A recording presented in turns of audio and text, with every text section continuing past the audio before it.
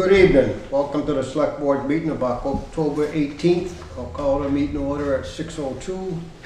This meeting is being broadcast live on BNC TV and live streamed on YouTube. To find BNC TV on YouTube, go to youtube.com and search for Bernardston-Northfield Community Television. This meeting will be available for later viewing by following the link at townofbernardston.org. If you have a Comcast box, you can go to 1075 and you can view it on your TV at that station. First order of business is the warrants. Entertain a motion for the payroll warrant in the amount of $61,838.16. So moved. Second. All those in favor? Aye. Lou is going to get some timesheets corrected that didn't show a supervisor's signature or manager's signature. I'll entertain a motion for the vendor warrant in the amount of $64,339.22. So moved. Second. Any questions on it? Hearing none, all those in favor? Aye.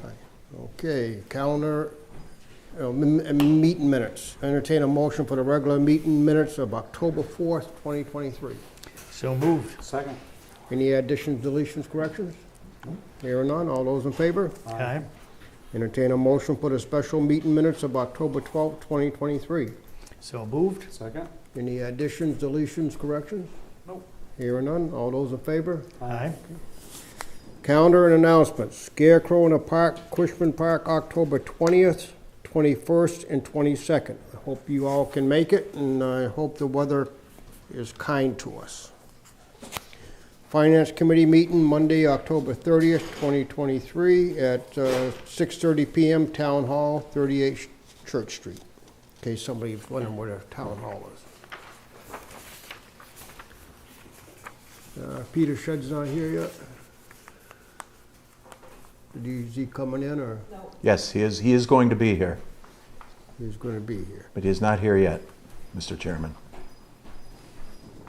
And I didn't hear any door open and anybody walk in. Okay, so I guess we can go right to the next part of our agenda, which would be to talk to the Leiden Select Board on the Municipality Vulnerability Preparedness Action Grant. And what is your pleasure with that? Who's going to talk to us? I have a question, point of order, just, do we have to convene since three of us are here? You- Yeah. Yes. I think we do. So I move that the Light Select Board convene a meeting at 6:04 p.m. at the Bernardston Town offices. Okay, you're up. So we should probably introduce ourselves. Huh? So I'm Glenn. Okay. I'm Erica. Okay. And Catherine Delano. Bring them right up so we can. Yeah, you You guys guys want to can. come right up to the table, then we can pick you up on the microphone.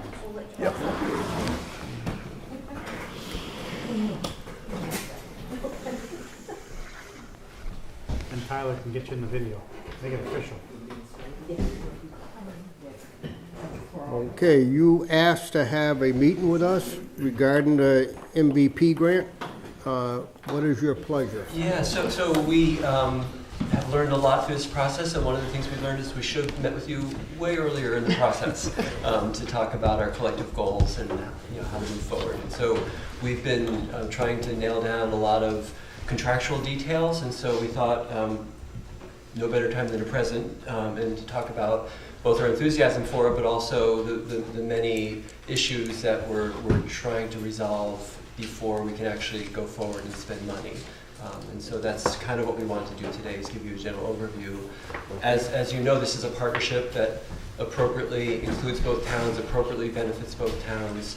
And so because Leiden is the lead on the contract, there are implications to that we're trying to figure out, and it seems like we're likely to be able to manage those in the spirit of the collaborative effort, but still a lot of work to be done in that area. So we have a lot of details to go through. Erica has been primarily the lead for us, but we're all fully up to speed.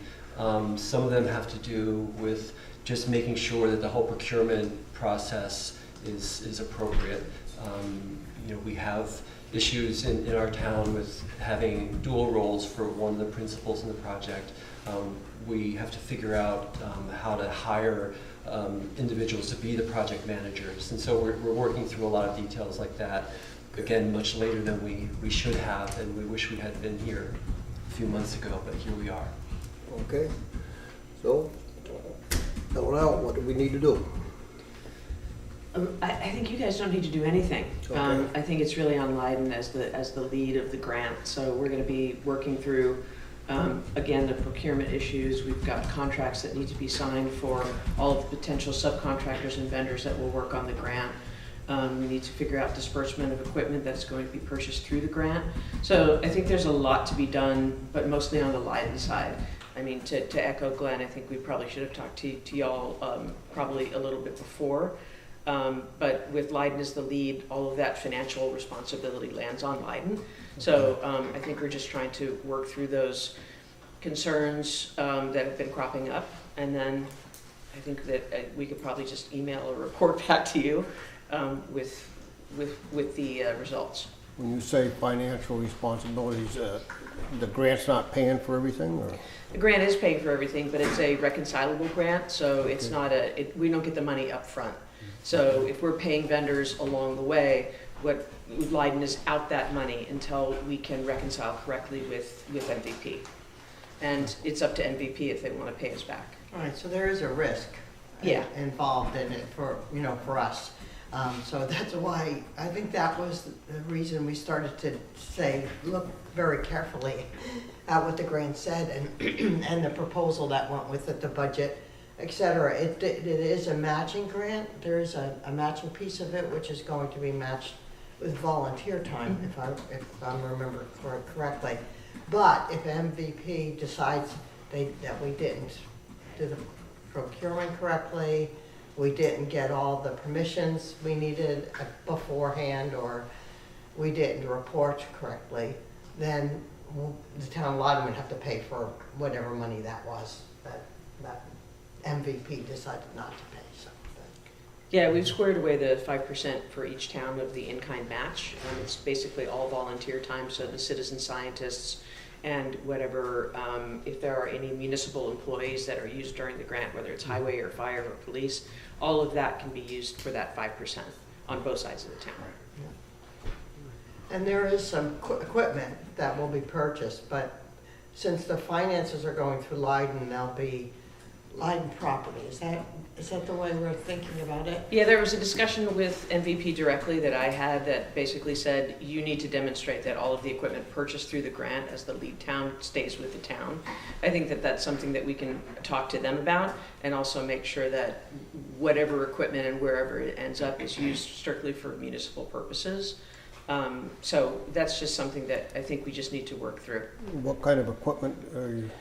There are some iPads that will be used by citizen scientists for gathering information. There are some drones to do overviews, and there's some soil moisture meters.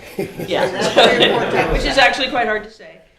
So all of those will be purchased through the grant, and then because it is a dual town grant, we just want to make sure that, again, the town is reconciled for all of that financially, and then we come to a fair dispersal.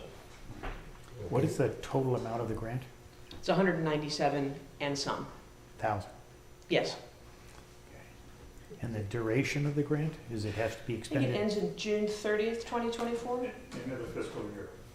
So pretty quick, really. Wow. Yeah, that's why, I mean, in a way, we are a little behind, not only a little, a lot, but we haven't gotten some things that done correctly yet, so we need to, we wanted to let you know, and also my interest is to ask you what you expect or understand of the grant, and participation by Bernardston. Well, the two gentlemen behind you have done a pretty good job keeping us informed. They've been in multiple times already to talk to us as a group, to let us know what was going on with the grant, both before they applied and as they progressed on through it. So we have a pretty good understanding of what they're doing. I mean, John's very active on many boards within our town, so we get to see John a lot, to hear about what's going on. The citizen scientist piece, we understood from the two gentlemen too, like you just mentioned, through in-kind services, through all of us that volunteer, your time being spent on it, their time being spent on it, highway, police, fire, is all gonna accumulate to that. Personally, I'm not too worried about you getting reimbursed. I think it's gonna fly right through at the end of the day. This is what the state's driving for.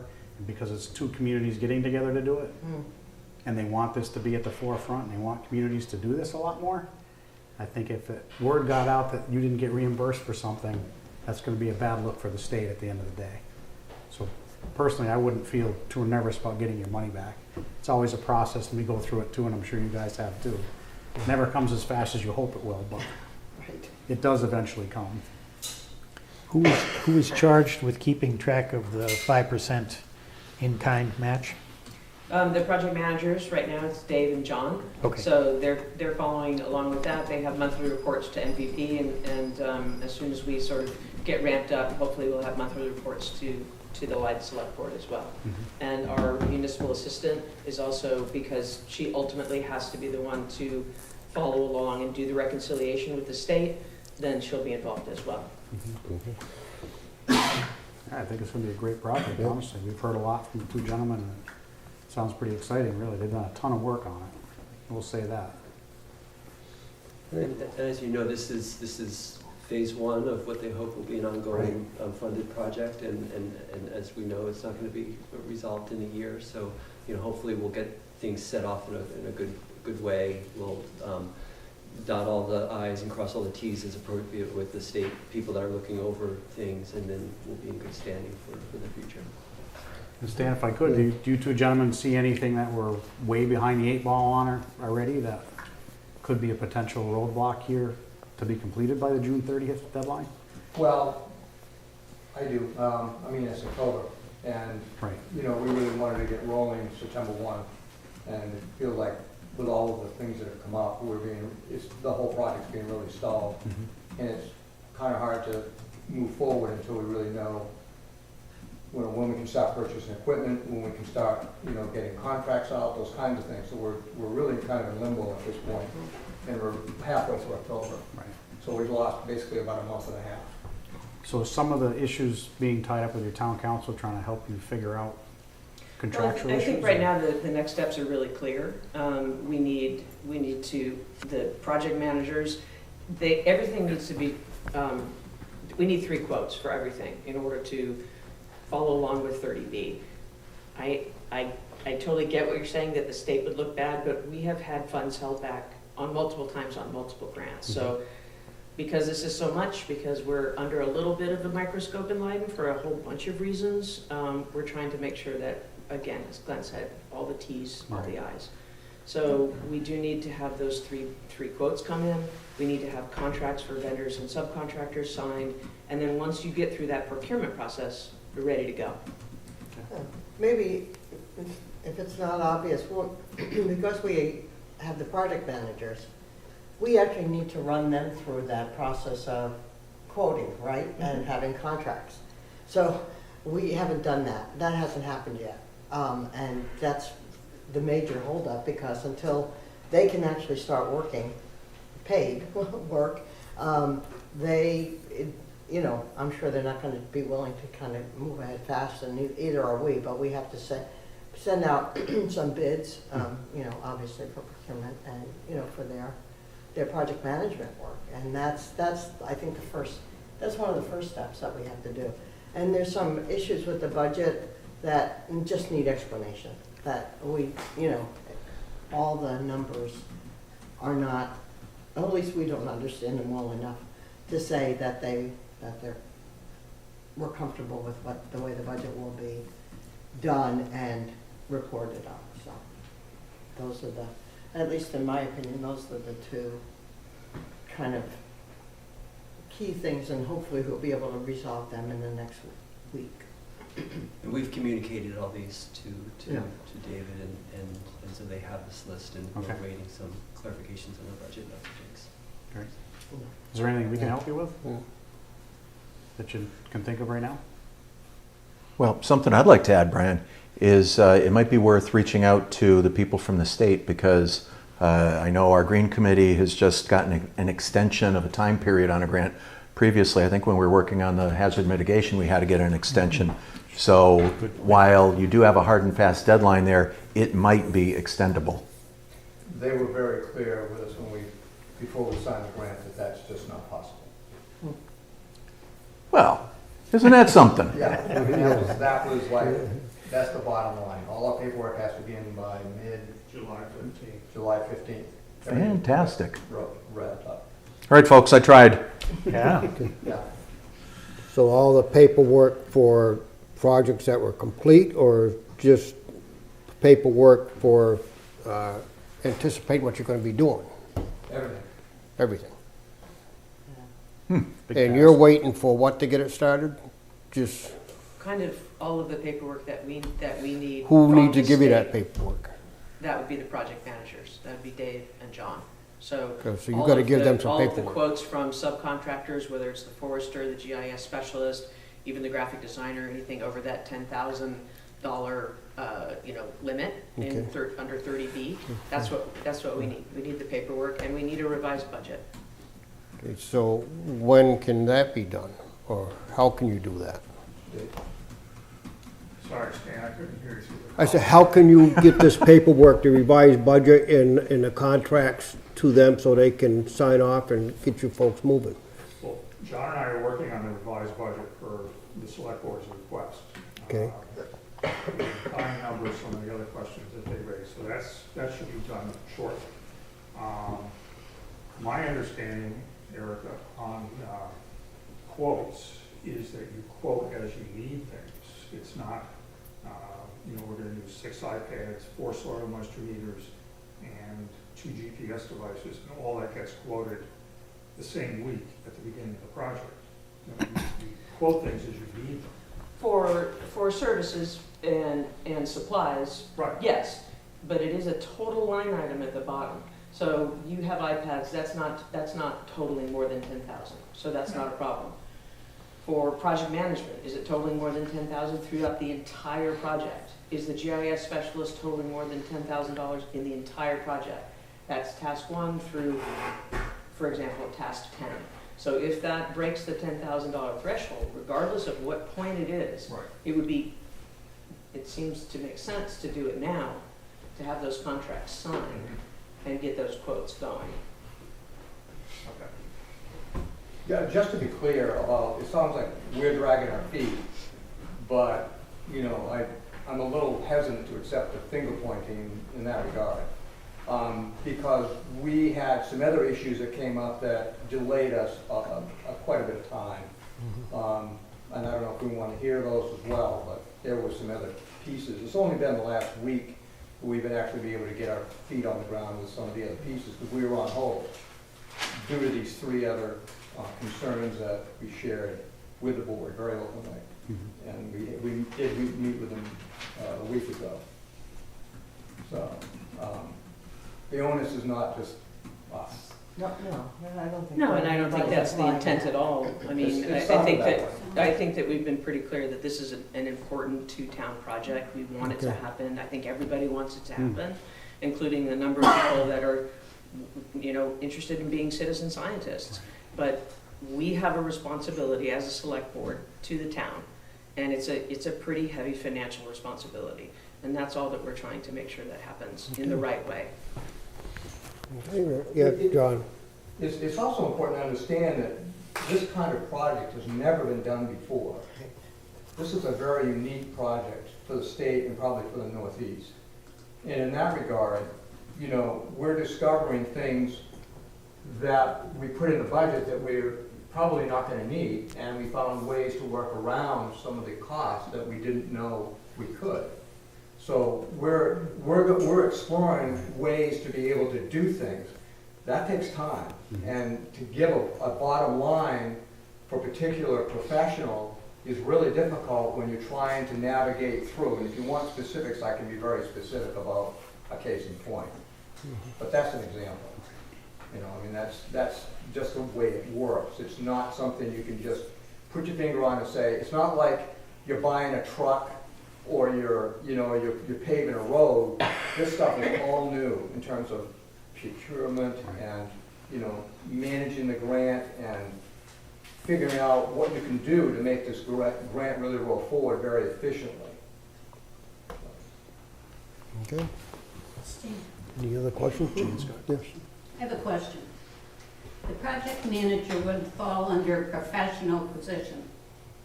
Lou, you can help with this, I'm sure.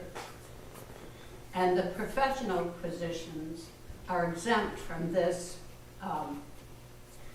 bidding process that you're talking about, right, Lou?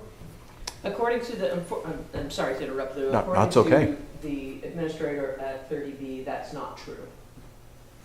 But Well, I can, I think he's mistaken. it was a she. Well, she, Okay, look at the Mass General Law yourself. I did. I read all of 30B. It was And very the dry. professional.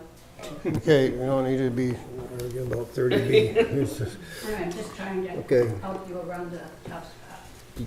You folks need help from our grant writer to get involved in, see if she'll get involved in this? No, we're waiting to hear back on some other issues that have come up and some other opportunities that have come up in terms of ways that we can do things that would greatly expedite the process. Okay.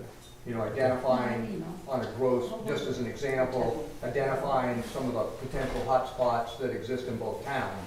And initially, we thought we were gonna have to hire a GIS specialist that was gonna do all of this computer work, but now we found that there are ways of navigating through that, and that there's actually much shorter ways of doing it that have already been developed professionally and are used today by foresters. Okay. So, but that takes time. It's meeting with people, it's working through getting permission to be able to use these websites, it's navigating through glitches that come up, and, you know, just there's a myriad of little things that come up that just take time. You're waiting for people to respond. So, it's not cut and dry like most projects would be in terms of just getting to the end point. There's a lot of new things that have never been done before. Okay. Whereby, as a case in point, we're the first grant that's ever used this northeast Midwest wildfire portal. It's only been used by foresters and professionals up until this point. We're the first civilian group to ever do that. And so they're not even sure how to work with us. So there's a whole nother component there. Okay, so hopefully we'll get this all resolved and all the paperwork and everything done by July. And if you need our help with anything, let us know. We'll try to do what we can do to help everybody and move this thing forward. We appreciate you coming tonight to talk to us. Next time, maybe we can come to you. Yeah. Okay, when you guys just get some more information, you want to have another meeting, just let us know, and maybe we can drive up the hill. Yep. Depends on if it's snow. If snow, you can slide. You can slide down, and you can wait for the road to get clear before you go back. Appreciate you guys hanging in there, though, really. Thank you for your time. So thank you for coming in. Thank you. But I'm gonna need to make a motion to close the line select board meeting. Did you move? Yeah. Yeah. Thank you. Keeping them honest, that's good. Yep. Okay. Next on the agenda, we'll go back to Mr. Peter Shedd. Could you come up, please?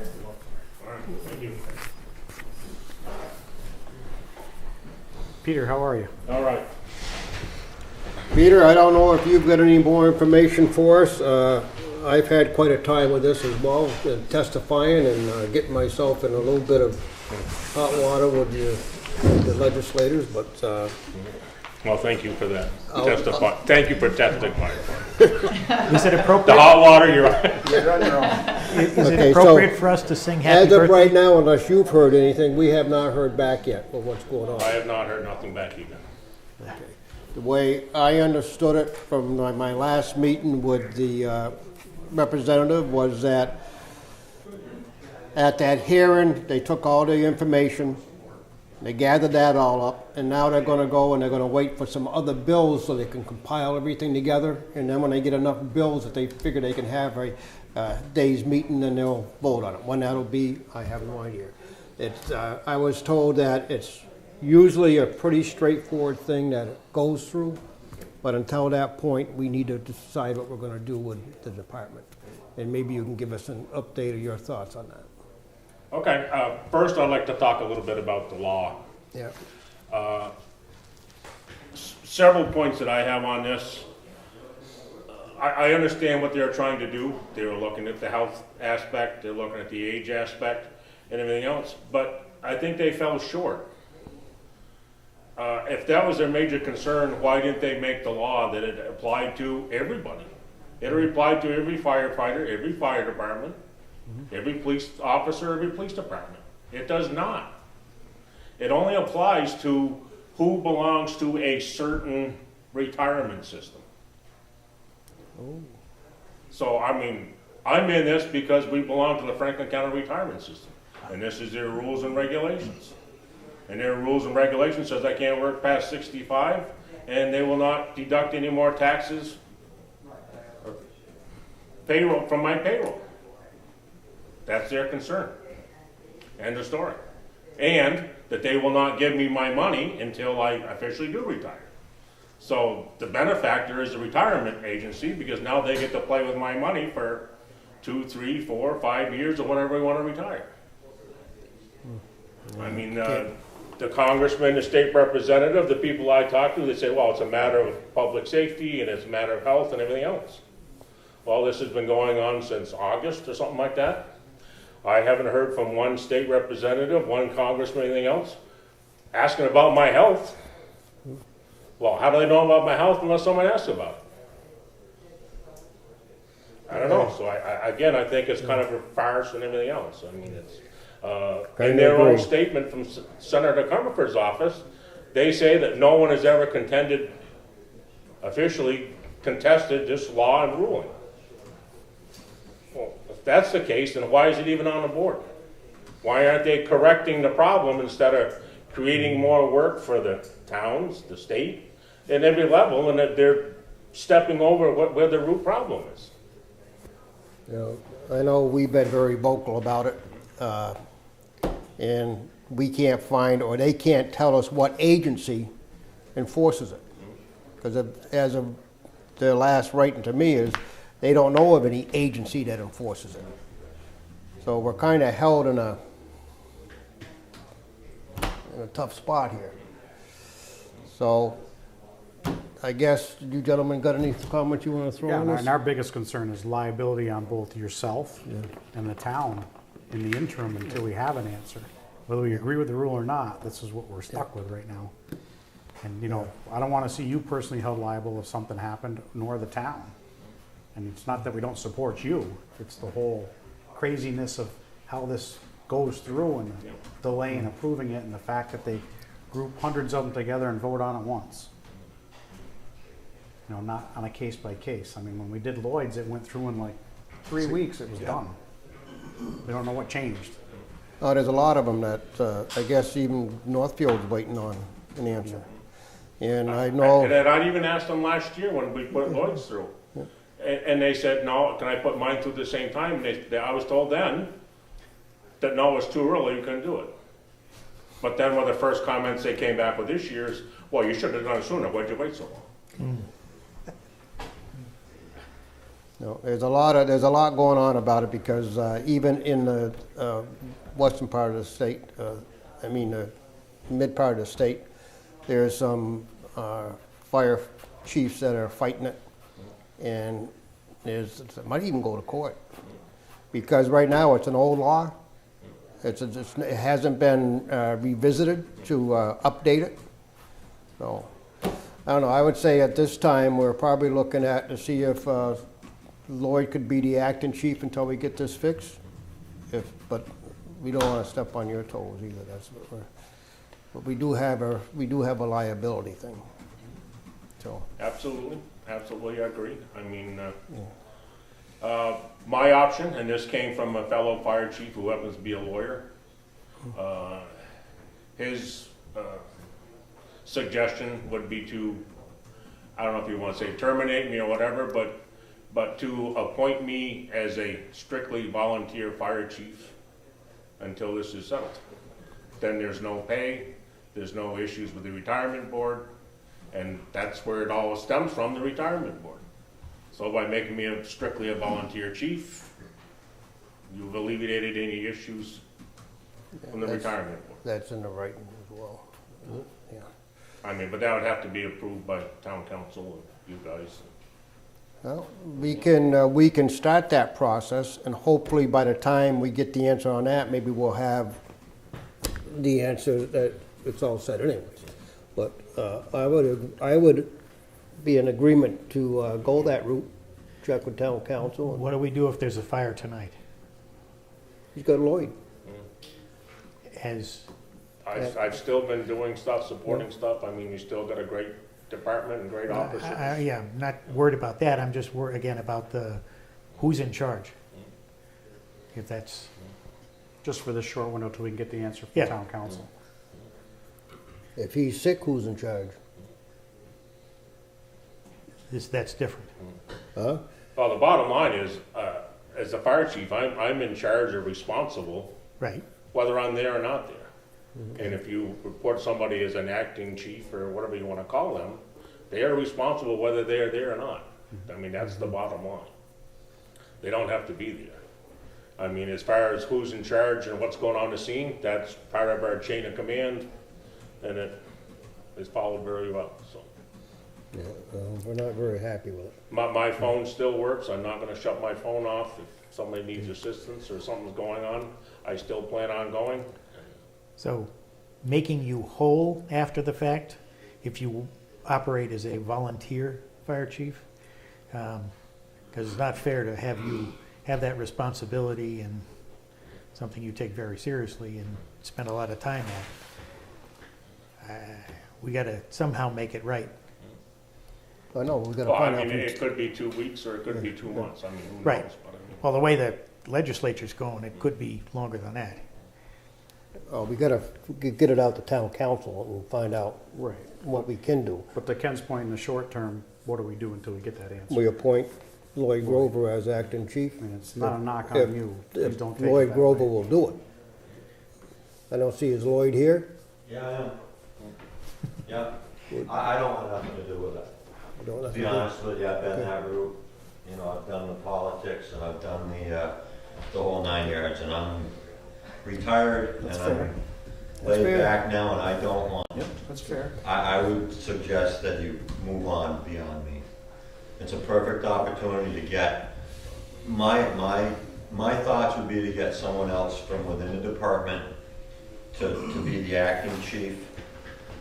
And if that's what you, I think you should go the way Pete's talking, the volunteer route. But if you don't want to do that, We didn't say we didn't wanna do it, he said, Right. we gotta go through town because council. first. eventually, you know, me and Pete are both on borrowed time. You Yeah. know, I retired a year ago. No, That was seriously. a you good did one. that the nicest way. It's an excellent time to get the next, Yep. the next group primed up and ready to Who is go. the next So you person? got- you got Who's the three next more- one? Tim four Snow. more officers. Huh? Tim Snow. Okay, would Tim Snow step up to this? I think this is probably not a conversation that we're gonna have thrown on right tonight. What's that? I mean, with a little more heads up to this, probably would have been nice, because I think that there's a conversation internally that needs to happen within our department before we go this route. I don't think it's fair to throw on anybody at this point, Okay, so we don't have a department with a fire chief. because this conversation very well could have happened months ago. We can't set the clock back Right. as much as we'd like to. Because if we could, we'd submit his I mean, reappointment. in defense of these guys too, I mean, we've both been, all three of us have been going nonstop trying to get answers from our state rep, our state senator, I mean, the retirement board, I mean, the Department of Fire Services, and we have gotten zero answers. The thing that I find most aggravating about this whole thing was this year we got a leg up on it. Lloyd's, yours went out late last year, and Cameron Lee's got to push through in about 6 weeks. But this year we did it right after town meeting because we needed that warrant article approved. Got that done, got it out, so it was mid-June. It went to Comfort's office, Blaze's office, and that bill that Stan had in front of 4 him months. said that it didn't get filed till August 10th. So what's going on? You know, you figure you're doing the right thing. You know, we got a leg up on it. We got moving early this year in comparison to yours, Lloyd. And you see that bill filed August 10th. So there's something rotten in Boston. I was going to say Denmark, but why would I hold them responsible? Can you elaborate on this act thing, or non-compensated fire chief role? Volunteer. Volunteer, that's the word, thank you, Jane. We still have volunteer chiefs in the Commonwealth that work strictly volunteer paid. It's the same job description, everything else. It's just a way to get around the retirement issue, which is the issue, is the retirement board. What do we need town council for on this? Well, to find out what we have to do to make that happen. Okay. And if it's a legal option, I know I read it, but you don't know how the legislators are gonna feel about it. Do we know another town in the Commonwealth that's gone through this exercise and has done the volunteer? Not that I know of. No, okay. Northfield's going through it right now. Are they ahead of us or behind us in the? About the same position. But I don't know, did they appoint somebody? But he's on his second time around. He's already gone through his first 5-year improvement. Oh, okay, so, Yeah, so he's going for his second extension. So it's a different classification. okay. So can the chief be a volunteer, the position? So that would be who, that volunteers who's in charge of the fire department. We just have to get that approved by the town council, Right. that we can do that I just want to make sure I legally understood with the that. way the rest of the structure is set up. Okay. So I think for the short term, in light of what the gentleman over here is saying, that Pete's just got to step down till we find out the answer, and it's going to be just as if Pete's sick. If there's a fire call tonight, it's going to go through the chain of command. You guys go or you don't. And it's going to be what it is. There's not much we can change about that. It's a tremendous liability on Peter and the town if we don't have the right answer, and we don't have the right answer. And I put that exact same question to Comerford's office and Right. Blaze's office, and it was, Right. We've tried oh the same well, way. it's not our problem. Stan's done a ton of groundwork along with Lou trying to figure it out. Okay, and tomorrow we will reach out for town council, I'm doing it right now, sir. okay? And we'll figure out that, and we'll let you know as soon as we can, so for the time being, we'll just, work. I mean, I was suggested that I come up with other options. And option A is what I gave you. Option B is based on what Lloyd said, that we go from within, you know, appoint somebody as the acting chief or officer in charge or whatever title you want to give them. Or option C would be to go outside and find some other chief or someone else that would want to come in and assume the duties and responsibilities. I don't really want to go to the outside, but But those are just some of the options that are on the table. I definitely think that it's a conversation that can be had, you know, depending on what you guys find out. But I think that there's a lot more pieces to the puzzle than just saying, yes, you'll do it. That I think that's a conversation that needs to happen amongst the officers of the department, the members of the department, as well as among you guys.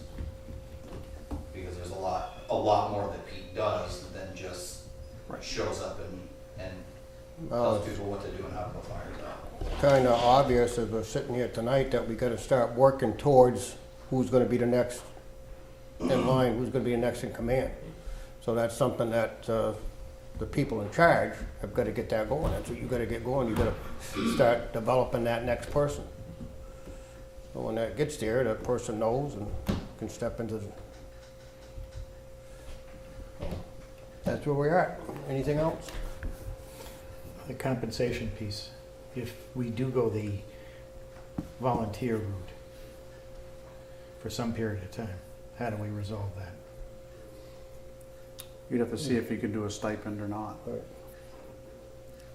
It's not considered pay, that has tax taken out of it. We couldn't go, it couldn't be a pay thing. It would have to be like stipend if we're allowed to do it. Who will tell us that? Council. Okay. We'll go to that route. Anything else? You comfortable with that, Jane? In the meantime, are they still? Well, if I were voting, I would try to come to terms with a period for the volunteer, and then bring it back to the table for discussion after that. And at that point, it's when they would discuss compensation. I think Can't it's have too that, early to be we talking can't have about that discussion until they have a discussion. Right. Until we get Donna's answer. Okay. Maybe it's easy. I doubt it, but. So, I guess we're at a standstill. And then can I just make a comment? Yes, you can. As the select board, you people probably would need to come up with a job description for a temporary chief. As to what, what you would, to just fill in and do what Pete does. I mean, there's a lot of variables there. Would they have the authority to change policies and procedures? You should have a job, you should have a job description already. Not for a temporary. A temporary would be doing the same thing the chief would be doing. No, because he's a strong chief. He's a strong chief, so he should have a job description. He should have already put that in place. Temporary wouldn't be a strong chief, I would think. No, but the job description would be basically the same. What would be different? I don't know. I can assist with that if necessary too. I can assist with that if I necessary. mean, all I'm saying is somebody could walk in and Pete's got policies and procedures that he wrote up. Not that you guys wrote up, Pete wrote them up. A new guy could come in and rewrite all of those in the next 3 weeks before Pete even gets back on as a chief. Unless you don't want that to happen. I mean, that's a possibility those are the types of things that I think Timmy's talking about that need to be, a whole nother discussion. It's a ball of worms, it's a big. Oh, I was hoping that your department has started working on some of this procedural stuff and. He has them in place. But when you put another those are Pete's, the ones Pete wanted. But when you put somebody else in those shoes, they might have a whole different mindset on how they want the department to go. Well, that's natural, but when you, Would you want that to happen within a 3 or 4 week period of time? Well, I think that's Lloyd's point as a temporary chief, that you got a limit to what he can do. He just can't come in and, repaint the trucks and renumber the Yeah, trucks. and we'd have to work through that. I mean, God forbid, if everybody's you passed status. away tonight, we'd be in the same boat. Yeah. So it's not like we need to get all contentious about it here. We're trying to do the best we Right. can.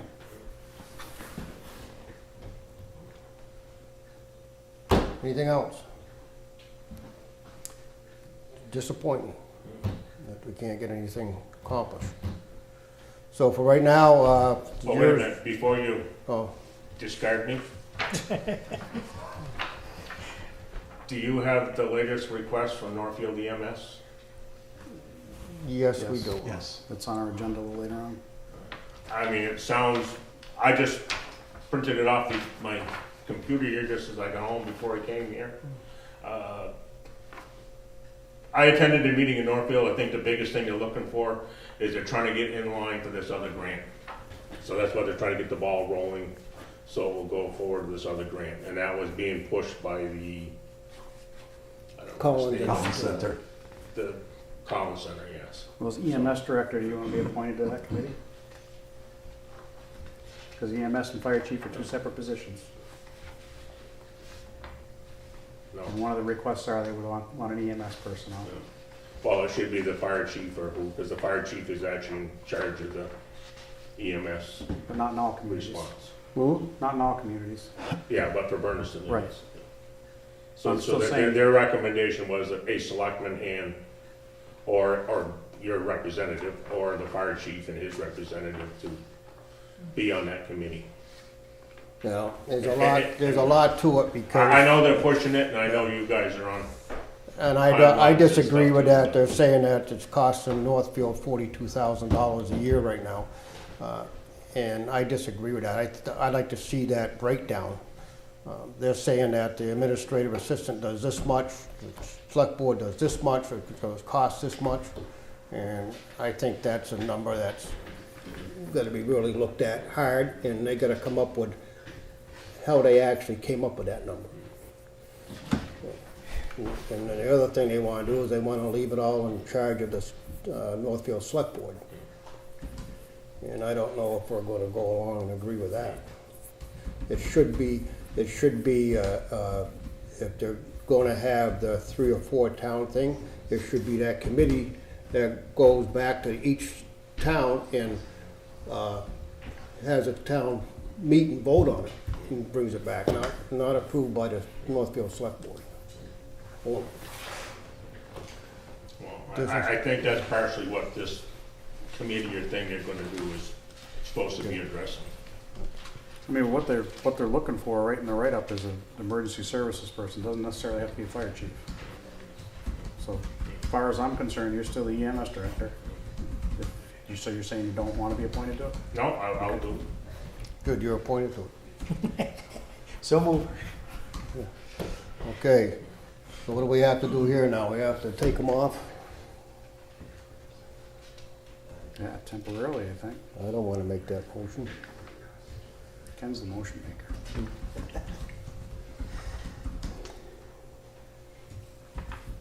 We're looking at retirement, we're looking at termination, we're looking at what? Temporary leave of absence. I can't hear you. Temporary leave of absence. That's a good word. Make a motion to grant Peter Shedd a temporary leave of absence from in his role as chief of the Bernardston Fire Department. And I'll second that, and we'll see if Donna says we can even do that. Okay, all those in favor? Aye. Now, pending your conversation with town council, I would assume you guys maybe will be in touch with Lloyd or whoever it happens to be if we need to proceed with. We've been in touch. What's that? We've No, been- if, once you find out, if they're gonna go along with what Pete said, then we don't have to go through the process of figuring out who's going to be the acting chief. I think you should start that either way. Right. Then you'd know for the future if something, God forbid, happened to Peter. That would already be figured out. The guidance I was looking for from you. Huh? I said that was the guidance that we were kind Yeah. of looking for, Yeah. is to find out what step you want, where you guys want the rest of us to go from here. Let's take I a two-channel wanna approach see here. I wanna see that you got a chief, you got an assistant chief, you got the captain, lieutenant, that's the way it should be, and they should be able to step up and fill in those positions. Well, I think everybody in rank is capable of stepping up and doing the next person up's job. Yeah. But this is more than just Yep. stepping up because Lloyd's gonna be out on medical for the next month. I mean, it's Yeah. not quite that simple. Right. So, Okay. Good enough. Thank you, guys. Thank you. We'll be in touch. We're gonna vote for it the next election, Yeah. Pete, for senators. I'm gonna run. Uh-oh, you're in trouble. Okay. Cash changing hands out in the audience. I see that. We got that on film?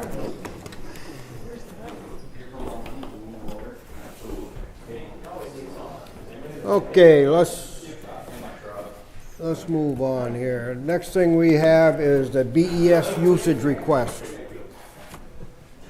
Tyler's having a tough night with the audio. We have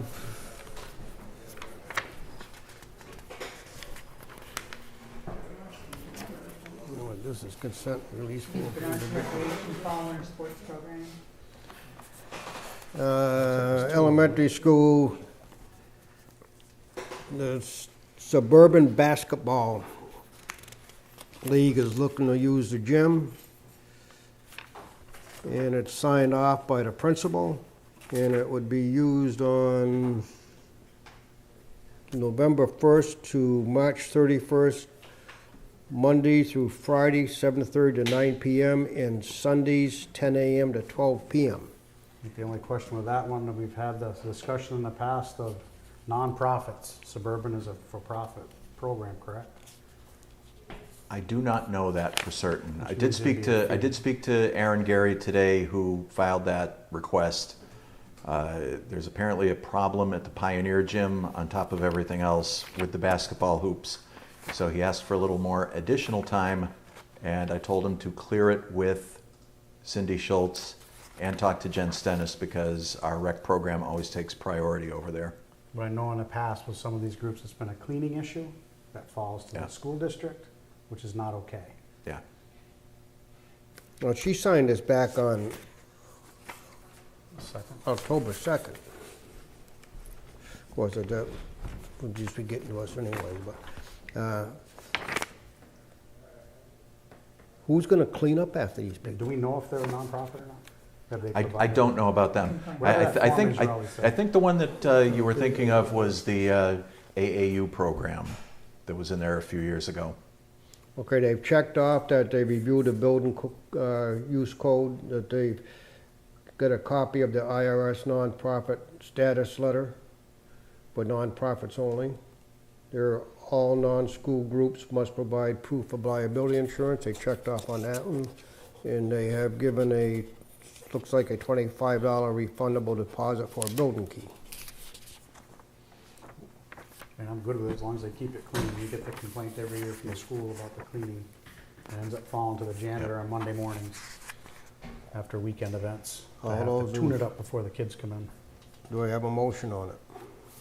Do you have two of them there or just one of them? This is for, Bernardston Rec? yeah, this is for,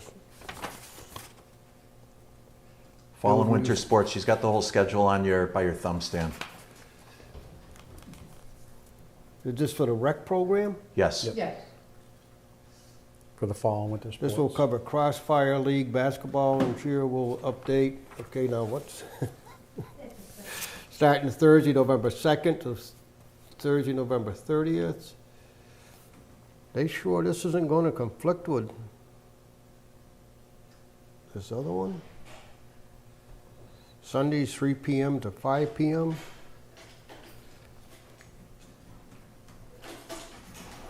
I don't know, this thing looks like it's, Do you know if Jen was okay with the suburban rec one, by chance? When I spoke to Mr. Gary today, I told him Bernardston Rec takes priority. You need to clear any times Okay. with Jen Stennis. I don't think I'm ready to approve either one of these till they come back and to tell us that there's not gonna be a conflict here.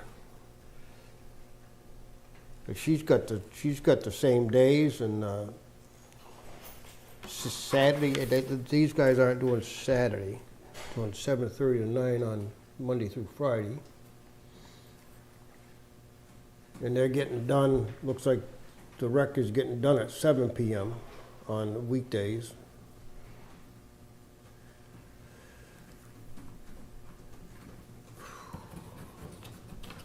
Yeah, I wonder if, oh, she must have seen it, the principal, She approved them both, right? yeah, she agreed to both of them, so I guess I'm all set with it. Motion? Motion to approve the usage requests for the Bernardston Recreation Fall and Winter Sports Program and the suburban basketball practices. Second. All those in favor? Aye.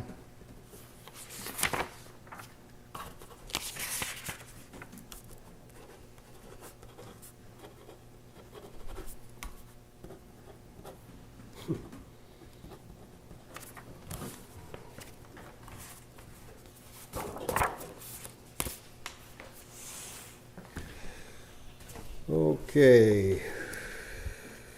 Cushman Library Board of Trustees resignation letter. Stan, would it be appropriate to take care of the, Hold on a second, I'm going through what I'm going through. Just relax, please. Not yet. I want to go through this so it's set up here on a sheet. Catherine Thomas has resigned effective September 1st, 2023, from the Cushman Library Board of Trustees. The Board of Trustees has requested that Elizabeth DeMarco be appointed to fill the vacancy until the time of the next new election. Gentlemen, your pleasure, please. do we have any write-up as to the appropriate skill sets that Elizabeth is bringing to the board? Or is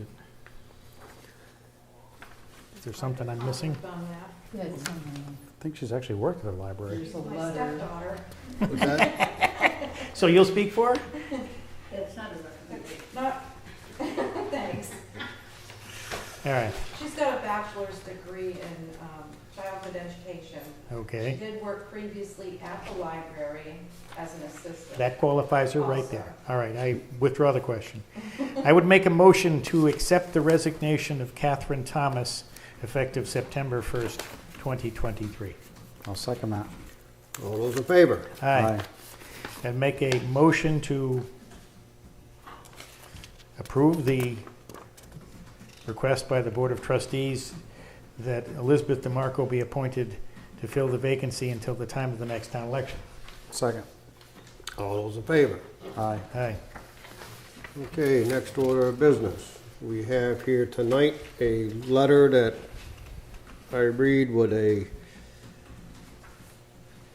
well, I guess I can say I read it with a heavy heart. It says, "Dear Stan, Brian, and Ken," this is from Lou Bordeaux. "Today I'm submitting notice of my retirement from the position of town coordinator for the town of Bernardston. On a request from a personnel policy, I'm given 30-day notice. My final day will be November 11th, 2023. As we age, time seems to pass more quickly.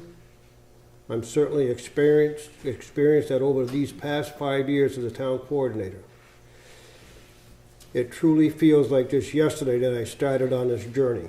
I have been fortunate to work with you three, and of course Bob, as four of the best bosses I could ever ask for. Looking back, and despite a pandemic, we have experienced many positives over the past 5 years. To me, the culmination of being many long hours, I'm sorry, my eyes messed up. Many long hours is seeing that our fire station project finally has a firm footing and will give our fire department the facility they have deserved for a very long time. Gents, it's been one hell of a ride, and I've loved every minute of it. Sincerely, Lou Bordeaux."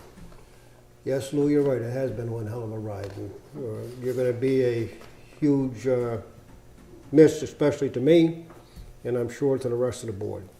Exactly. And with saying that, would you type up a letter of appreciation for Lou Bordeaux and for... I was gonna say that if you did. Consider it done, Mr. Chairman. Thank you, Lou. Again, can't say enough good things about working with you, and a lot of things that we've had to had some tough answers on, and you've done a great job for us. Thank you. We wish you well in your endeavors and your new job. We've done our best to solve the woes of the Commonwealth, and unfortunately, it isn't as easy as it looks. Okay. Thank you, Lou. Thank you. Just so people know, at our last select board meeting, we did appoint Karen Kelly as the interim town coordinator until we recruit a new hire for the town coordinator. So she'll be the one that will be filling in Lou's shoes until we decide how we're going to go about our function from here. Another thing I want to bring to everybody's attention, and this has been greatly with the help of Karen to get this started. It's called a job analysis project. We know we have employee turnover, and that is sometimes because of, well, in this case, you find a job that more pay, so naturally you're thinking of your family, you're gonna do that. And it's always going to be that way in Bernardston, because we'll never be able to get up to the point where we can pay what some of the other municipalities do. So even those municipalities have the same problem, because people are always moving on. But with knowing that we have employee turnover, a couple of other concerns raised separately about our salary structure in comparison to other municipalities that operate with similar demographics, has promoted the select board to consider conducting a job analysis of each position in the town. A job analysis is an assessment of a position that looks at the specific tasks, responsibilities, skills, objectives, and work environment needed to perform a certain role, and how that role affects other parts of the town. The job analysis will analyze the position instead of the employee. And I'll say that again. The job analysis will analyze the position instead of the employee doing the job. The goal of a job analysis is to better define a set of abilities that each position requires. One of the key components of a job analysis is the development of an effective job description, underlying what is accurately required in a specific role.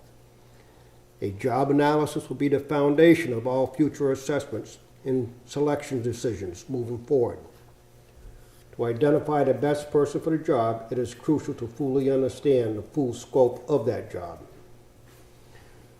We recognize that failing to conduct an in-depth analysis may lead to further employee turnover.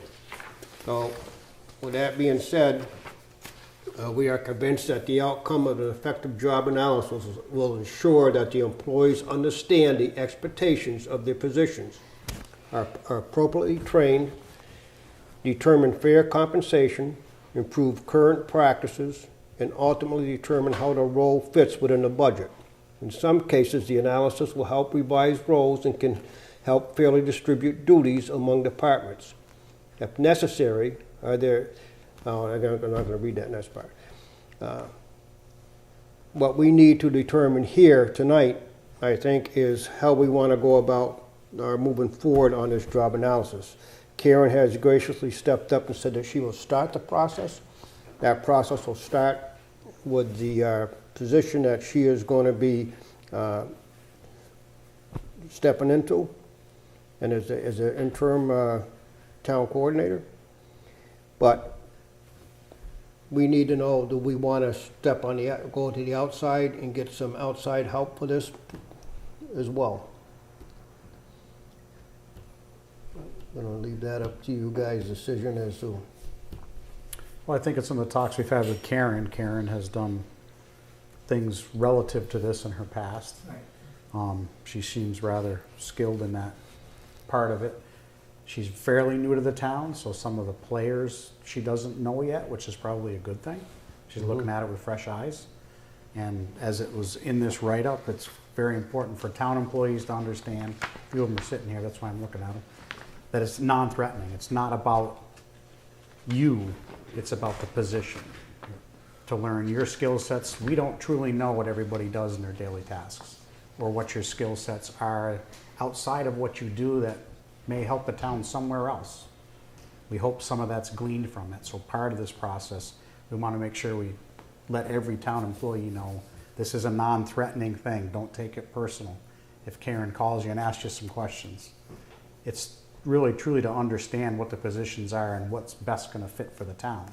It's going to be a decision that more than these three make.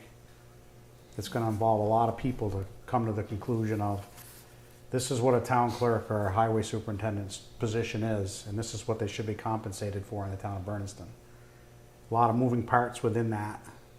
And as Stan said, we want to start the process. Now that Lou's leaving, this is our opportunity to say, we've always kind of let at least since I've been on the board, the person in that position morph it into whatever they really think it needs to be. Maybe that's good, maybe it's not. Maybe there's some overlap that position could do that Chris doesn't need to do. Or maybe there's some things that Chris as town clerk should be doing that Lou's doing. We don't know until we look at it and try to figure it out. But the critical piece is no town employee should take it as a threat to them or their job. It's so we can truly, it's going to take a long time too. Right. That's the need right now is Lou's, so we're going to start with that one. That's what I'm saying is when we get a little bit more information from Karen, we might want to get some outside help to help expedite this. So we can get the job done quicker than this one person. There's a lot, we saw it tonight. I mean, we're sitting here just trying to do a simple thing with the chief, and we saw that that's not simple. Right. Okay, we are, I don't know how you guys felt about that, but I was kind of set back a little bit. And I think that the point was made that we should be doing a job description for a acting chief. And maybe we should. And maybe that's, maybe we should be doing a job description for an acting police chief. an acting highway superintendent, an acting town clerk. Maybe we should have our expectations of what will we be doing, what those jobs would be, because, we left them kind of hanging, I thought. I mean, I wasn't pleased with our outcome of that at all. So, with that said, I would entertain a motion that would initiate the internal job analysis and appoint Karen Kelly to manage it, but also have her report back to us as how she feels that if she does a little bit of research and find out if there's some outside agency that can help and the cost, and if we can afford it, then to go that route as well. Yeah, I think if the administrative jobs, I think I could handle those without a problem, but if we do a deep dive analysis on the fire department, those would be an outside agency. Right. But I think the administrative portions, just as far as gathering the information, building a draft job description, but then the compensation piece would not be my thing either. No. That we would have to, but just getting to the job description, I think I can get us there with the administrative positions only. I really probably want to shove, maybe, like I said, the fire department and highway department, those kind of jobs would not be my expertise. That's fair. Make a motion to initiate an internal job analysis and appoint Karen Kelly to manage the project. Report back to us as to her findings, whether we need to keep it internal or hire appropriate outside resource. I'll second that motion. Mr. Chairman? Yeah. I would encourage you to be careful because you're asking her to become the town coordinator, and then this is a full-time work that you're piling on to. Agreed. Okay, all those in favor? Aye. Aye. Okay. Mr. Chairman, one other thing on that, if I could. I was thinking while we were having this discussion, I think I'll reach out to Blythe at Capital and see if there's any grant money to fund the job analysis. That'd be great. That'd be great. We gotta find a different way of, the town's gotta find a different way of operating, is we just can't continue this tax spiral that's going up, and we still can't, and on the other hand, we can't be holding down the employees as cost escalates as well. So there's gotta be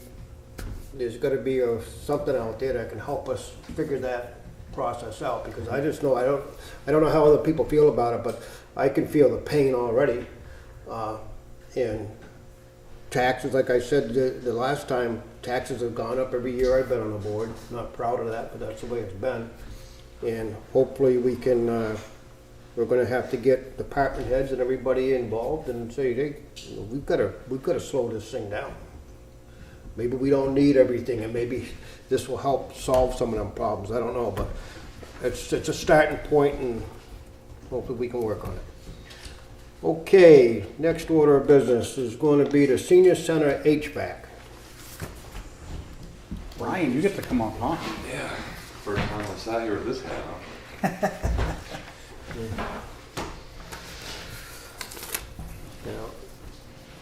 I'm a little confused on this whole process over to the senior center. We've got that big monstrosity of a boiler down in the basement. Yep. Is that what's leaking? No. It's all the pipes that are coming from that going up to all your radiators and all that stuff. So like since in the last month, we've had 2 major leaks. One was in the boiler room, but it was still in the piping. This last one was in the ceiling between basically the basement and the first floor. So that one, honestly, was more destructive because it ended up taking out sheetrock and all that stuff. So we'll end up, once it gets fixed, we'll end up having to put all that back together and get all that straightened out. Where was that at in the senior center? So it leaked into the basement, but I want to call it an arts and crafts room. Yeah, okay. I mean, yeah, And that's all glycol, right, in that system? yeah. So, Which is part of the problem. That's the problem. It is. I mean, and it's hard because in order to do these repairs, they got to drain the system out. So they're putting into barrels almost a couple hundred gallons of glycol, and then, you know, every gallon or 2 or 5 that we lose from these leaks, Right. it's got to go back. It all costs. A lot of money. All costs money. okay, so this quote is to put the mini splits where? So it's for, pretty sure it's for 4 units. So Jen got this quote, so I'm not 100% sure where she asked for them and all that stuff. Well, she says there's 2 in the activity area. Yeah. Okay, I'm assuming that is upstairs where they have the music, and there's 2 in the dining area. And there'll be 4 condensers on stands along the side of the building. But what does this do to the system we have in place? What is it? So right now, especially in the weather we have right now, you're firing a boiler, heating 200 gallons of glycol just to take the chill off in the morning. And I'm not saying they need to do that. I mean, their clientele, you have to keep that building warm. But you're burning a lot of oil to heat that system up before it ever starts throwing heat. If you install something like this, you can, I mean, you could probably take almost 3 months of operating off from that boiler every year. You might not have to start that boiler until December when it starts getting really cold, and then you shut it down earlier. So the problem we're having right now, and part of the reason we're having the leaks, is because you're starting it, you're heating it up, and then you're cooling it off every single day. And that whole system's just expanding and contracting. And that's why we're starting to get the leaks at all the joints. So if you can fire that boiler up and keep it hot, we probably wouldn't have a lot of the issues that we're having right now. I'm not saying you're not gonna have issues. It's an older system, it is what it is. But the problems we're having right now, this would help that situation. Like I said, because you'd fire it up in December and it would stay hot for the winter. Because these would create your heat during this time of year. And the museum part of it's unheated anyway. Right. The upper floor. Right. So we don't heat that at all, we don't? And the basement part of it's below grade, plus there's a mini split down there. I don't know if that does a What good do job they- of heating It it. helps. What do they use in the museum for cooling in the? There's nothing up Nothing. there. Nothing up there. Yeah.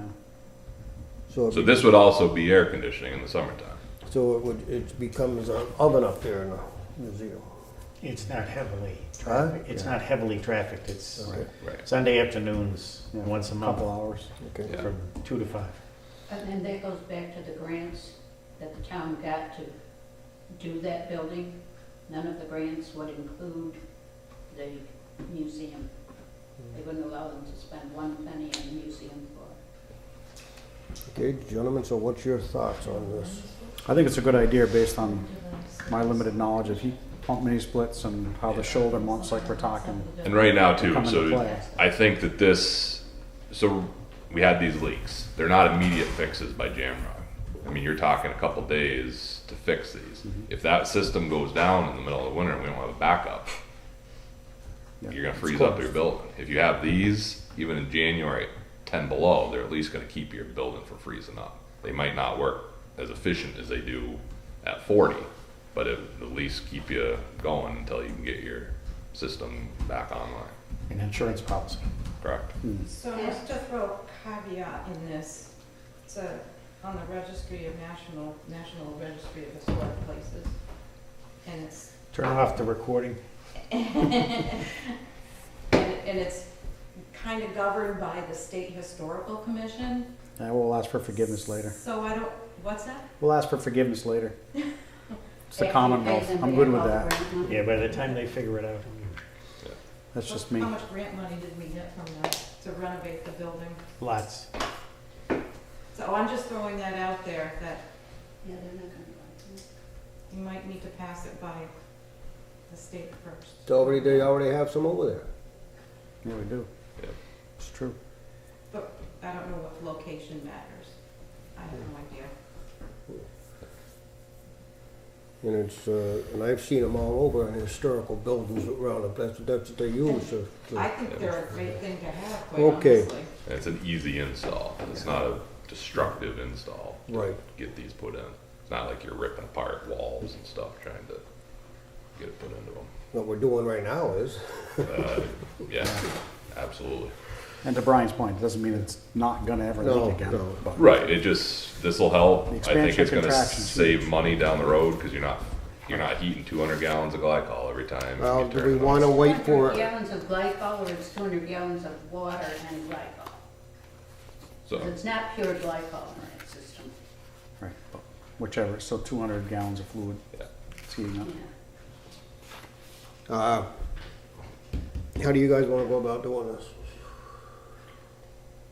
I mean, I think I don't know what we have left in the building fund, because I can't cipher through that report we got yet.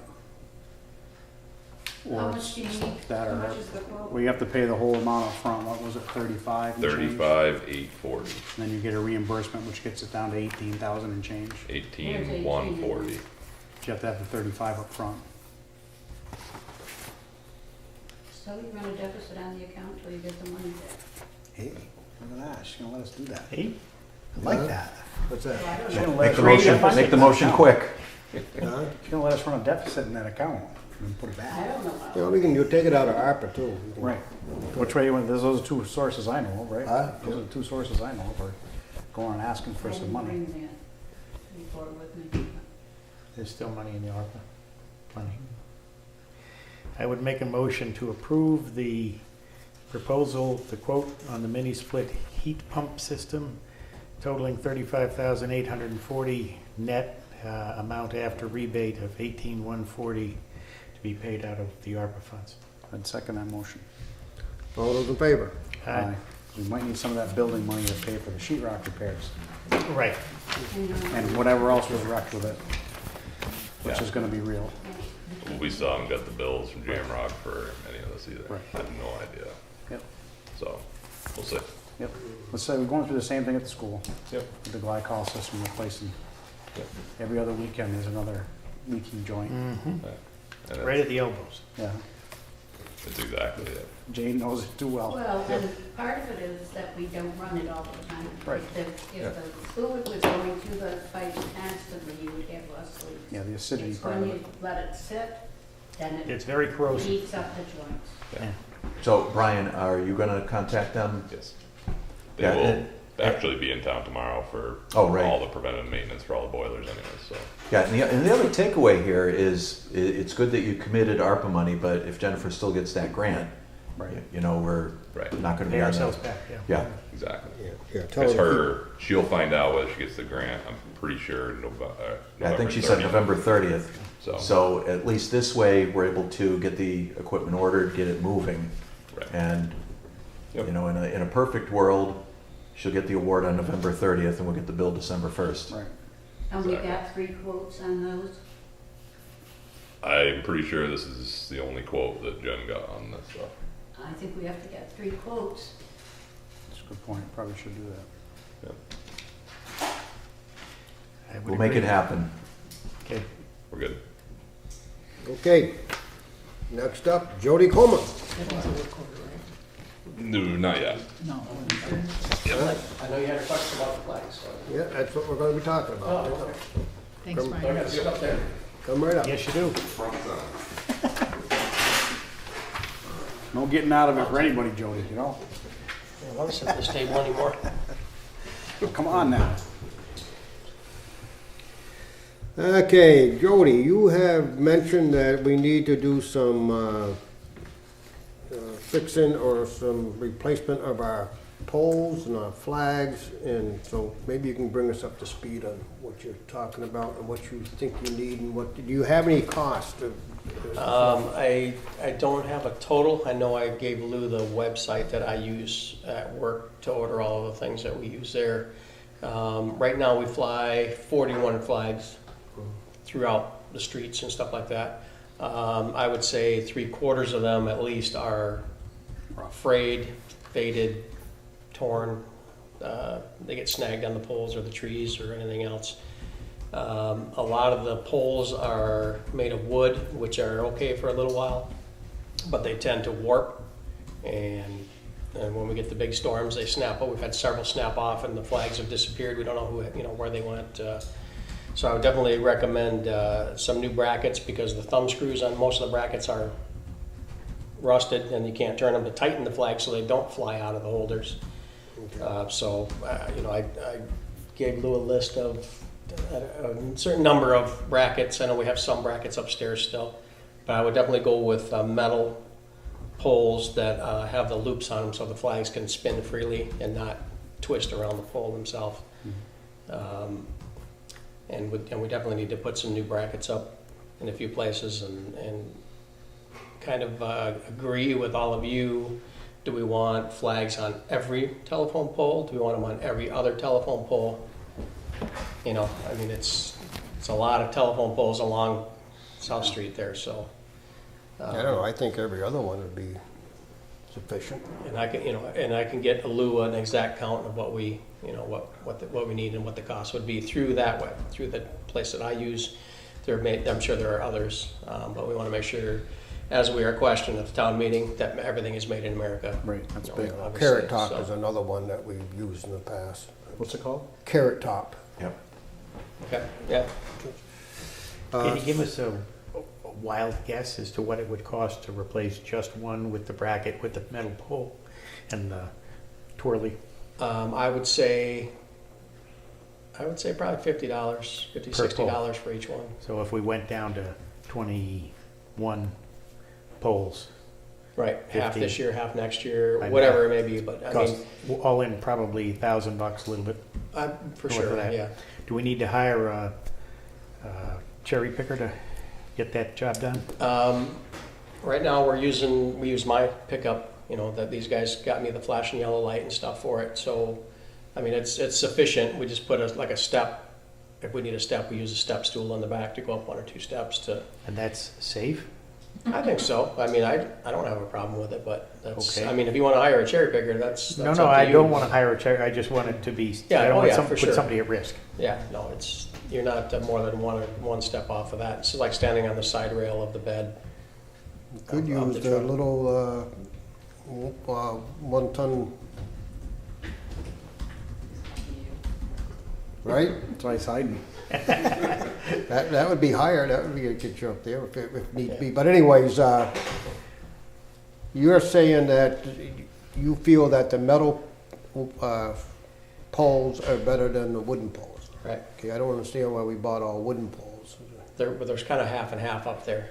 There's metal, there's steel, there's aluminum, there's wood, there's kind of a mix. I think they've been ordered from different places at different times, so it's kind of a I would say over the years it's just been kind of piecemeal. Yeah. I know the last 3-4 years I've gotten everything from Amazon. And there is a fair amount of money in that account still. There really is. Right. And I would also like to request a flag flying schedule from the select board. When do we want them up? When do we want them down? You know what I mean?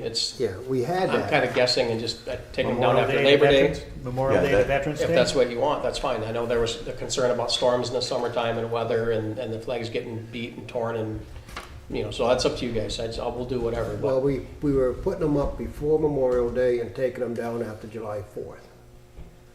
And then putting them back up again just about this time of year here through November 11th and then taking them down again. Yeah, so that's whatever you guys want. How long does it take to put up 20 flags? It probably about an hour and okay. a half, So it's not maybe at the most. heavy It's burden. not terrible, no. It goes, once you have a couple guys that have done it several times, Brian and I do it a lot, it goes pretty quick. Well, if they're gonna do new... It'll take a lot longer to change brackets and that, obviously, but that's... My suggestion would be to just replace everything we have right now and start fresh. And, all in for $1,000, something like that. get everything done and get the right stuff so it's, like you said, the twirl thing up on top so the flags don't get torn up and stuck. Wrapped around themselves. we've been talking about this flag thing for years, and we never seem to get it to where it needs to be. And then getting rid of the stuff that's up there that's no good. Maybe keep some spares that are good for something. There's a handful of decent stuff there, so Yeah, we'll but then go just through get that. rid of everything else. Yeah. Flags can go to a, used flags can go to a veterans Yeah. thing, and they'll burn them for us. Yep. So. You Make gentlemen, a motion to that effect, or are we good? I'm waiting for a motion. to be made. I would make a motion to acquire 21 flags or in that range, including metal brackets, twisty, and the flags themselves. And unfortunately, you're probably gonna have to get a bid. What's the? I believe the number was 41, not 21. It's 41 total. 41 total, but he's, 21 would be half of them. That's Yeah. like. So you're gonna do half? That's up I'd to, that's rather, up I'd rather to, do 41 Yeah, of because them. Stan just said do them all. do them all, as in, that's every pole, as opposed to, well, every existing flag that we have, which is about 40. We have a handful of good ones still. and that's on every pole, the That 41? would be every other pole. Okay, I misunderstood. There'd be a whole lot more if I we would did every amend pole. my motion to make it 41. I'll second that. Why don't you leave the number out and just say replace the flags and poles? And we'll go through them, see what we need. Further, those in amend. favor? Up to 41, I would say. Replace all 41. Replace all 41. We want to get everything all, so you're not having, like, if one breaks and you have to put another pole in there and you find out, oh, this bracket is not the right one for this, and then you gotta go. Right. So, don't want that. We want to get it right. Get it right. Make it a lot easier on you in the end. Right. Does the fire department have any equipment that would assist in, I'm just worried about these guys going up high enough. They've been doing it They're for not- they're 40 not- years I know. now. They're not But going that to... makes them old, that doesn't make them anything else. They're All good at those in it. favor of the motion? Aye. Aye. Okay. Very Thank you good. for doing that, too. Absolutely. Thanks, Jody. Appreciate it. And the clock as well. Yeah, the clock's. Yeah, how's the- what- That's another whole story. Any clock updates for us on there while you're here? For the clock? Anything, big issues with that? It's running right now.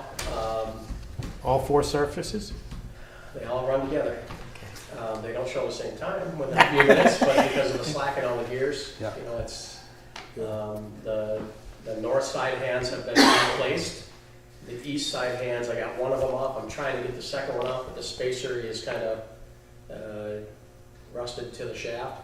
So I'm trying to figure out what kind of puller I can come up with to pop that hand off. I'd like to get the east side hands redone and put on before it gets cold out. And then in the spring, we'll do the other 2 Well, you sides. just stand up there and work on it, right? Huh? You just stand outside and work on it, right? Yeah. He and his son That's come why in. we're reaching out You that, need to go like reaching out this, that Ken. hole there, reaching out to reach those hands. That's a little bit of a treat getting up there, too, isn't Oh, it? yes. If you've never been up there, it's a joy. Oh, yeah. I'll pass. That's one word for it. Yeah. I don't know if there's anything we can do with the bell. I mean, it's up there still. It's very heavy, obviously, up there. It's the mechanism to ring the bell doesn't work anymore, and they don't want it. I don't think most people want it to work anymore. 'Cause it would Fire be department going off. tests all the time. It'd be going off every hour, but I just saw that. There's an old air raid siren or tornado siren up there that's sitting up there that's not connected anymore. There's lots of things that could be taken out of there to take the load off of that tower, but Load That's off another- of the... The tower itself. the tower itself, just that weight. But that's another, I mean, that bell's got to weigh up pretty good. it's big, yeah. I don't know how you get it down, you'd have to have a crane. Okay. Okay, moving on. Before we get to the bylaw thing, we just want to read this. This is from Jennifer Reynolds. She's requests you reappoint 2 COA members and make 1 new appointment. I am requesting you reappoint Chris Below and Bullier. Below, huh? Bullier. Bueller, okay. Bullier. My tongue, anything is all fed up tonight. And Nancy Pry to the, and that's my neighbor too, so I know how to say it. Pry to the Council of Aging. I'm also requesting you appoint Michelle Herbert to the COA. Marcella. Marcella. I give up. Oh, Marcella, I tell you, I gotta. I would make a motion to reappoint Chris Bullier and Nancy Pride to the Board of the Council on Aging and request the appointment of Marcella Ebert to the same board.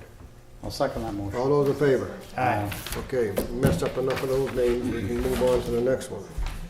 Okay, open board and committee positions as of October 17th. Conservation Commission needs a member term ended in 2024. The Franklin County Solid Waste Representative has 2 positions available. The Franklin County CIP representative was Robert Raymond. Is he still active? Does anybody know that? No, he's not. No, he's not. Okay, so we. Which one is that? What's that stand for? I spoke to Chris Brothers. Yeah. Inspection program. Franklin County Cooperative Inspection Program. I spoke to Chris Brothers in that office today, and she said, "Is Bob Raymond still active?" And I said, "I don't believe he is." She said, "Well, I'll call him." So she called back. No, he's not. So I didn't even know such a seat existed. So thank you, Chris. What are the responsibilities for that role? What are the Inspections? responsibilities? Yeah. I have no idea. Oh, okay. You guys need to find that out. Yeah, go. Nobody else does it. Okay, the Franklin Council of Governments, Council Representative alternate, we already have that taken care of. That is our friend over here to the right. I'm the alternate, because there's a meeting tomorrow night. Right, I'm going, and I'll let you can. I am We also- only have one vote, we can't both vote. You get to vote, I'm just the alternate. So when, I need to know when he was appointed. I need, when you have appointments, There was a vote at reappoint or, select board vote. I understand that, but when? Because as the town clerk, I need those records. It was when you gave us all the other appointments. Yeah. That same night because it was empty. It's Oh, a in long the time minutes ago, of the the town whole meeting. list? Yeah, with the whole list of them. Apparently I didn't get that though. Why do I show it as still open? Don't know. We airmailed it to Iceland, and we should have got it over there. Okay, well, would you email it back from Iceland back to her, please? Gonna have to, Mr. Chairman. Okay, thank you. We'll make that happen. The website content committee. You're having trouble with it. 2 positions. Do we even have a website content committee anymore, or do we need one? I believe that committee should be disbanded, Mr. See, Chairman. that's why I gave it to you. I would make a motion to disband the website content committee and thank all of the existing committee members for their service. I'll second that. All those in favor? Aye. Aye. The zoning board of appeals. That's a question mark. Because we haven't established communication Have we yet. had any contact with the zoning board of appeals to find out if they're active or inactive or? I know Chris tried, but you weren't having any luck. We have a citizen who's interested in bringing an issue to the ZBA. Who is? There is somebody? There is. Then they need to file something with the town clerk. Because then suggest I that. can record it and start the clock. Okay. And I will notify the chair of who I think is the chair of the ZBA. Sounds like a plan. I'll Because get that done. otherwise, you gentlemen would become the ZBA. Cool. We don't want that. Just telling you, that's the way it Okay. goes. Okay. So that takes care of that one. Is there a form that person needs to fill out, or they just contact you? You need to know what they need. Okay, good. Yeah. This is to give notice that I wish to terminate my position as Assistant Town Clerk effective the earliest of either June 30th, 2024, the date Chris Slocum terminates her role as Town Clerk, or the date of which a new candidate has been hired for the Town Clerk position. This is to allow ample time for training before the candidate assumes the role as Town Clerk. Camelia Thatcher.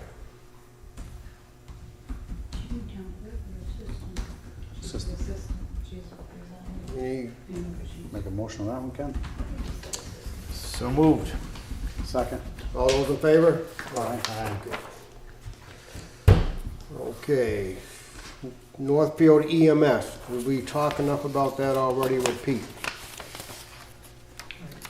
We have to appoint one more person. Okay.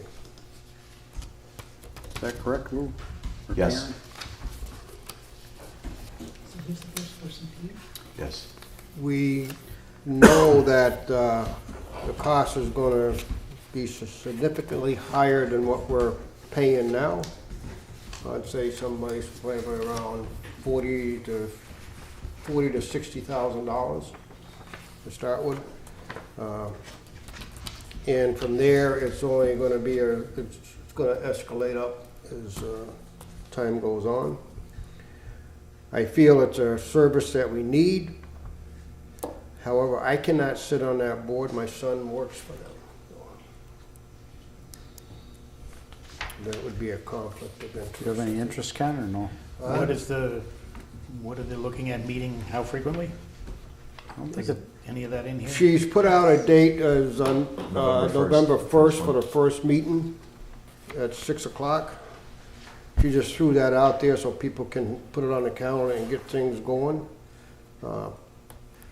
They'll be working with the Collins Center. The committee will be putting together it's a task force, really, that's going to be looking at how we transition to that. It's going to be looking at the cost, how it's going to be broken out between the 4 towns. What are we going to do? And this doesn't include a building. The money I talked about does not include a building. Okay, the building that they're in now is too small. There is basically 1 full-time person. It's not adequate to staff that with 1 full-time person. They need more. The number of calls they're getting, type of calls they're getting. So it's just the task force will be just focusing on getting things put together, and then it will go to the select boards, mainly Northfield Select Board, to start the ball rolling. Right now, if you read the report that came out from the Collins Center, Northfield, they are saying is paying $40,000 or $41,000 a year right now towards this program by paying the insurance, administering the insurance, and setting that up, payroll, and all the things they do for that. I have it hard to believe that that's costing the town $41,000 or $40,000, but Collins Center says that's what it is, but I'd like to see that breakdown as to what that is, because that determines down the road how much each town will pay. Now, what it's broken down to right now is like Northfield will continue to pay that $40,000, and then they'll add another $29,000 or $28,000 on top of that for this program. Bernardston is paying right now $15,000, and we will be adding, I think it is $30,000 or $35,000. 35. Bill will be adding about the same. Urban will be the lesser of the 4 towns because they're only doing a partial coverage of urban and not covering everything in urban. So it's very important that we get involved, because of that, you got to have an ambulance service. Oh, yeah. November 1st happens to be a select board meeting night. So right away, there's a conflict, no matter who we. So we could not do it then. Yeah. But I'm sure as people get on and they email Andrea and let her know that this doesn't work because of our board meeting, then they could pick another time. I will respond to her that way, sir. Okay. And maybe they could, depending on who's on the board, maybe they could have it later in the afternoon instead of a night meeting. I mean, there's a lot of work that's got to be done, and I think we need to stay positive about it. We know there's gonna be hiccups and there's gonna be issues that we're all gonna have to look at and discuss, but I see in the email chain that Mike Edwards, he's the one that helped us with the, Mike Edwards? that's Collins Center. Yeah, he helped us with the Leiden Yeah. Police Task Force. So if the timing worked, you'd be willing to be on it, or? I guess so. Okay. I was gonna say, if not, I'll do it. Okay. Okay, so we've got that solved and we can move on from there. Does that require a vote? So who are you two reps? Huh? You two? Pete No. Shed Pete and Shed. Ken Bordeweek.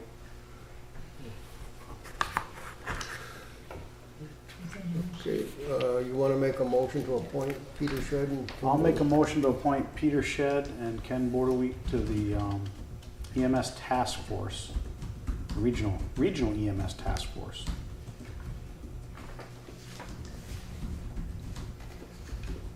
All those in favor? Did you second it? Do you have a second on that? Yeah, we're voting I on can't it. second myself, can I? Second. All those in favor? Aye. One thing that kind of puts a monkey wrench in how this is administered and who has the overall control of it is it cannot be a district. For instance, you have some entities like our school district. There isn't one single select board that's in charge of that. It's a committee and they have to go to each town to get their thing. Well, the state does not allow EMS to be a district. Okay. So that's why it has to be, it's an enterprise fund right now, and it has to go through this process. Collins Center has already looked at this and they've tried to figure out ways around it, but just, it'll work out. Okay, now, we have in front of us the bylaws that we've been discussing and talking about, and the discussion was over the unregistered motor vehicle bylaw and how we go about enforcing it, which don't seem to be getting a lot of help from our health department. And we don't know if we have a clear picture on who enforces it other than the select board. And it looks to me like if we send a letter to the people about the violation of the bylaw, there would be a penalty of $5 per day for each day of violation. So commencing 10 days following the date of the receipt of written notice from the Board of Selectmen. So it seems like we'd have to serve a paper, or serve a letter.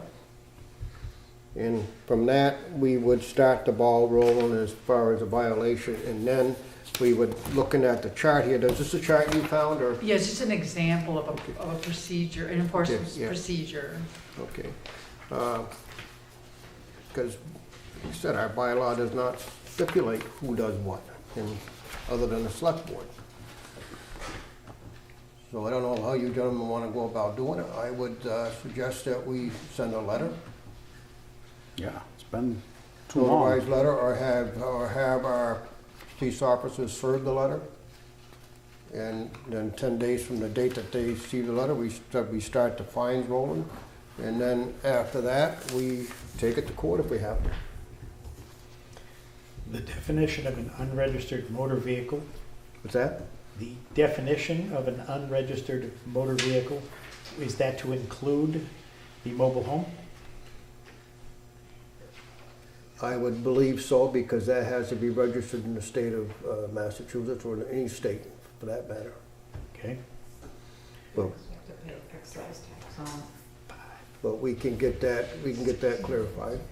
So this penalty per day for each violation. If there are 6 vehicles, is that $30 a day? Or is it $5 a day for the total of all 6? Let me just say one thing. A mobile home, no, not a travel trailer, an RV, can be stored on a person's property as long as it's not being used to live in, Right. without any penalty, according to our zoning bylaws. Yeah, I think the question's a motorhome. And a motorhome is different, definitely. This is a trailer, Right. which is, And as long as nobody's living in it, it can be stored. it can be stored on their property. Okay, so as there's, unregistered. then there's 5 vehicles that are what you would consider to be a motor vehicle. Is that $25 a day? Or is Looks that like it's just $5 a day. $5 each or 5 total? It doesn't say that, it just says, it doesn't say each, it says $5 a day $5 for per each day per- day of per violation. day of It doesn't say, Doesn't say it's cumulative. Yeah. So do I write 5 letters, 1 for each vehicle? We can write 5. It's a $5 fine, but you state all 5 of the vehicles in Okay. the same letter. All right. I'd like to point out that this bylaw is from 1966. I think we need to start looking at some of our other town bylaws as well and do some updating at town meeting. In our spare time. some of these bylaws don't have to go through town. I would make a motion that we write a letter to the property owner stating, referencing this bylaw and informing them that they have 10 days to resolve the issue or that they will begin incurring a fine of $5 a day.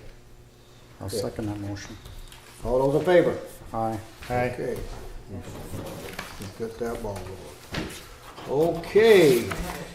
Town coordinators report. Thank you very much, Mr. Chairman. I would like to start my penultimate town coordinators report. Talking about Amoresco and the landfill solar project. Dan Ingold responded after our last meeting with an update. His quote was, "I did research on this and found that the Bernardston project was bumped up to a level 3 study due to proximity to other projects utilizing the same substation, French King, and there are over 20 megawatts of capacity in the study. Parentheses, the Bernardston project is 2.6 megawatts. The problem was not Bernardston, but all these others clogging up the study. So it is working through the system, but not finalized." And Dan said that he would continue to monitor what's going on over there. So that is your Amoresco news of the week. The Community One Stop Grant Awards came out this week, and the application that I put in for playground equipment for BES went down in flames. We did not get it. One Stop, when they sent the nastygram out, said that we could ask for a written explanation as to why we didn't get the grant. So I certainly said, please make it pronto. I also followed up with Gretchen, so she's aware of it too. Although they're on shaky ground these days, the HCA payments arrived from the Heirloom Collective. $8,750 on the cultivation. HCA goes into vehicle stabilization. And the retail HCA of $28,125 on the retail side goes into regular What do you stabilization. mean by on shaky ground? Oh, all the CCC stuff we talked about Okay, last Let's time. verify that. They're not on shaky ground. No. Oh, no. You The, just may have to give the money back. the legislation is on shaky ground. So anyway, checks have been received, so that was about $37,000 for the good guys. Couple of quick hits. The long-awaited drop box will be installed here at Town Hall next week. Thank you, Brian Miner. Yay, thank you. And a cast of thousands. Jeff Gale will also be installing the plywood at the highway garage within the next few weeks. So hopefully we can finally put a bow on the insulation project over there. And that's it. Thank you for your time, sir. Mention the grant that the police department received for the Oh, yeah. cameras. The police department also worked with Blythe over at Capitol and was awarded a grant for body cams for about $15,000. Okay.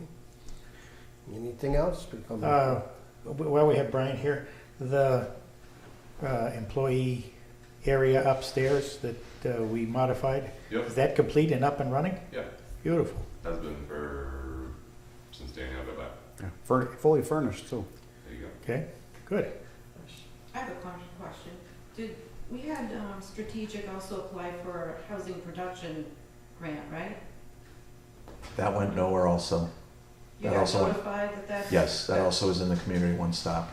So we got Okay. 2 rejections this week. Okay, thank you. You're welcome. Wish I had better news for you. Well, I knew that other towns had gotten already notified that they had not gotten their housing production plan, so. But there is a new Yeah, bill out for Today. housing that, just today. For what? But $4 billion Yeah. bond bill. one bill, yeah. Yeah, And change. who's in charge of the senior housing over here? Stratton Manor, It's a housing authority. Franklin Regional Franklin Regional Housing. Housing. Well, not so fast, because I had a conversation with them, and while they manage it, all tenant relations are handled through the state now. The State Office of Housing and Well, tenant, Really? but they still own the property, right? allegedly. Okay. So they're looking at any upgrades they have to have over there. Who looks at upgrades for them? Because this bond bill seems to have quite a bit of money available Yeah. for senior housing. It was just released today, so I'm not sure, and with our Bernardston history of bond bills, I'm not gonna hold my breath over a lot of it. But, I certainly, whatever we can get a hold of is gonna be beneficial to the But community. we're not in charge of that, so we don't have, okay. I think that corner lot down there would be a good place for more senior housing, right near the senior center. Yeah, rather than step into traffic. Okay, but talking about that, now that you mentioned that, if you look at Greenfield, they're putting in, 41 units? Where right beside where the old American Legion used to be, which is now the, Marijuana dispensary? marijuana place, and that's not a very big lot. Oh, yeah, you can go up 3 stories. We can have buildings 35 feet high in town, so you could do a 3-story building. And have- So you might have a good point there, that maybe we should look at that option. Or does it sit there, does It's a great nothing? location for something like that. Is it commercial property though? It doesn't matter if it's municipally met or, Yeah. The thing that would be there would be the sewer, not the water, but the sewer. And how you would, Yes, how many units you could put in, but, It's always worth looking at. we should look at to see how we go about looking at, we'd have to buy the property.